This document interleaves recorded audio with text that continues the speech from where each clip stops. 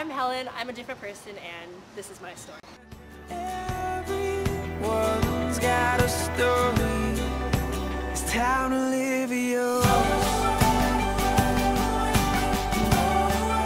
It's time to live yours. So I was the first feature on Humans of Loara. I remember when Gabby and Catherine came up to me and they asked me like, hey, we're starting this thing called Humans of Loara. Do you want to be our first feature? And I just thought it was going to be like kind of like a small project thing. Honestly, I didn't think it was going to get any attention or get big whatsoever. But I was the first feature, and the first question they asked me was, why do you love Loara? And I feel like the question they asked me didn't really get to share my story. Obviously, people here at Loara think they know who I am, but I don't think anyone here actually really does know who I am. I feel like people have this general statement that sometimes I think I'm better than everyone else, or that I'm just like snobby or like stuck up, which if my close friends, if you actually knew me, or one of my close friends, you'd think I'm like one of the most lamest people ever, and I give like the worst cheesiest like knock-knock jokes. So how it all started, throughout elementary school, I was constantly bullied.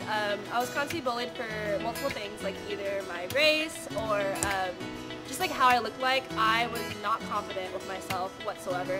I was that kind of person where if I were to go in a chat room or if I were to go on social media, I wouldn't even be myself. I would put someone else's profile picture, and I guess I was a catfish.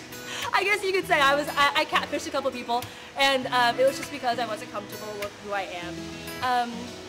That's when I made that decision from elementary school to go to a different middle school in a different district, and honestly, I think that decision saved my life.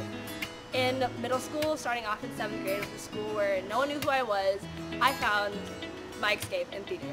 I've been in theater for about 7 years, and I think the reason why I love theater so much is I don't have to be myself.